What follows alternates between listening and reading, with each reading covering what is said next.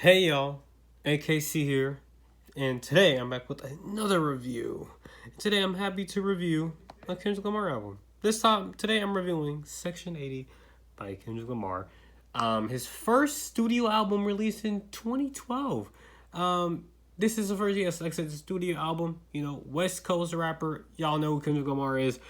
I frankly don't even think I should be really saying who he is. I'm just gonna say what it was like around the time when he released his album. So, if you didn't know, around the time when he released his album, he was still kind of a rookie within the rap game. He released a couple of mixtapes.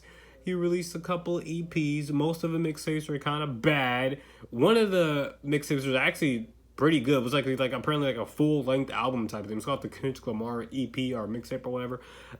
So this is kind of like his breakout album on this new record label, TDE. And at this time, he was kind of, like I said, the underdog. Like, it was more like J-Rock was the one who was, like, on top in TDE. This time, it's completely flipped. We all know it's flipped. Kendrick Lamar is the TDE top dog. He's the top dog in Top Dog Entertainment. Funny. I just can't, and let me just go right into the album, with the song Fuck Your Ethnicity, and it already tells you, okay, so if you've already listened to his future stuff, then this kind of already sounds like, in a way, of what he likes saying. He likes, of course, equality, and he likes, seeing people for who they are. Like, of course, by the name of the song, Fuck Your Ethnicity. And I really love the beat. It's really nice. It's sunny. It's uplifting. I love like the boom bapish type of style. It's a very fun type of song. It's one of the first songs I've ever listened to that was actually by him from this album, and I think it still holds up today.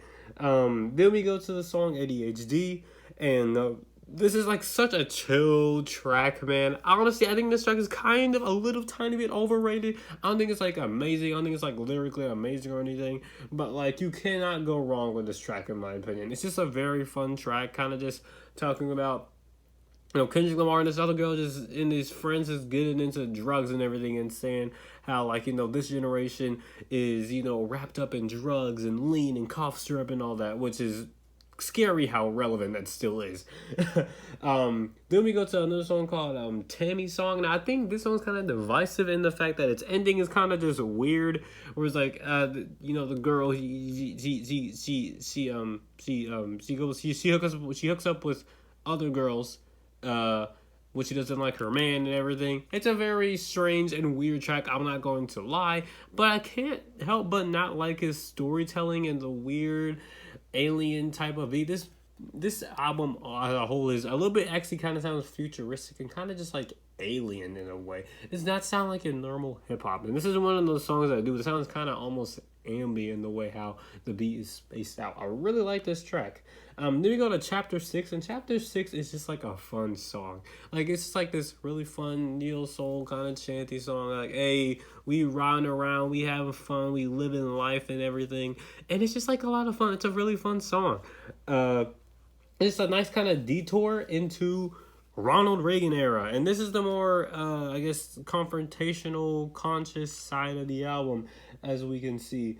Ronald Reagan era is a very good track. It's kind of shows the aggressive side Kendrick could take, kind of just talking about the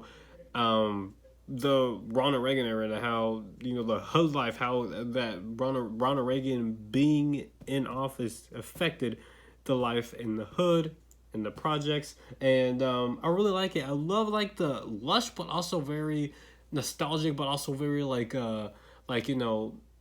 menacing type of beat. You know what I mean?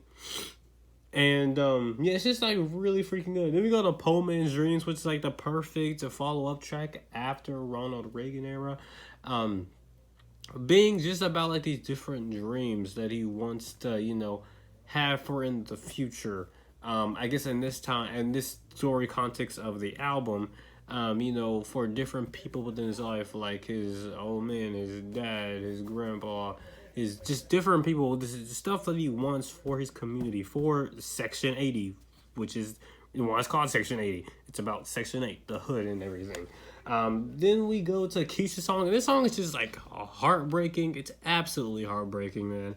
Like, it talks about this girl that Kendrick knew about how she would basically like sell her bodies. First talked about the song in the song it talks about her selling her body. Then it talks about her selling her body to the police officer so she doesn't go get like a ticket or a write up or something, which is absolutely horrible. And then this third one is where apparently she gets raped by like her cousin or something, and then she runs away, and then she actually tries to run away, but then she gets murdered. And it's just like, wow. It's just a completely heartbreaking song. And I'm so happy that he followed it up with Rigor Mortis. Because at first I was like, it seems like kind of like a very strange tonal shift. But honestly, it was needed since the way how she ended the song, man, it's crazy. And look, Rigor Mortis, again, is another banger track. Fast, kind of like jazz rap, like hard, no, I won't say hard bop, but bop like type of jazz rap song. And it's just him rapping about killing your favorite rapper. You know, rigor mortis is a state of death before you die where your body turns frozen and everything. So it's a really nice play on words. Then we go to Christian Cathorians, and man, there's no way he had to go this hard on here. Personally, I think it's because I just really vibe with the message of the song. Like, you could die any day, so you have to do what you can do while you're still alive. Like, you know, that stray bullet could hit you, and that could be the end. That could be the end for your life. And it sounds sad and dark, but that's exactly what it is. It's sad and dark, and you just have to, and it just is what it is. Very, very good track. And BJ the Chicago Kid does an amazing job with his vocals. Man, there's no reason why he has to go so hard on the songs that he features on. Then we go to Blow My High again. I thought it was a weird tonal shift, but honestly, again, like Rigor Mortis, perfect type of track after a pretty dark like type of track like Kush and Corinthians. Blow My High is perfect. It literally just talks about this, like, Kendrick Lamar getting high and not wanting anybody to mess with him. Very funky, bouncy type beat. It's just like a very fun song. Then we go to Absol's outro, which is like this insane type of outro where Absol just like raps about the current state of the world of music and society with this very good instrumental by Terrace, where he just like actually goes off on his own little saxophone solo. It's a pretty crazy song. Yeah, it's just really crazy. I don't remember, like, I've listened to this before, and I remember Absol's verse being crazier before, but I guess it wasn't. Maybe because it was like all the talking and everything, but it is a very epic track. Then we go to High Power, and man, this is a very powerful song. It kind of just wraps up all the themes from this album and all the themes that he'll be talking about for the rest of his career. It's kind of scary how much he just absolutely just wraps everything. He wraps everything up. He's like, this is what's gonna be for the rest of my career. Like, especially To Pimp a Butterfly. This sounds like a To Pimp a Butterfly song, like a demo To Pimp a Butterfly song. You know what I mean? And it's crazy. Now some songs I don't like. Hold Up. I don't like his vocal inflections on Hold Up. They're alright. I just don't really vibe with them. Then we go to Spiteful Chant. Not very good song. Honestly, every time I listen to this song, I kind of just like doze off. I kind of just like, I'm like, okay, I'm just ready for this to end. Then we go to No Makeup. Alright song. I do think his, like, what was it? The dude's, features vocals are kind of like overproduced. In fact, I think the whole song is overproduced. There's no reason why everything's just to be as loud as it is. Then we go to Chapter 10. Again, like, this is another just like weird whatever track, not like what Chapter 6. Doesn't really sound as like uplifting and spiritual as Chapter 6. And yeah, that's all. Very, very, very good album. I would say my only criticisms is that some of the songs feel like they go on for a little bit too long. For example, Absol's outro. And the fact that I just don't revisit this album enough. Even though if I think I should, it's still a very great album.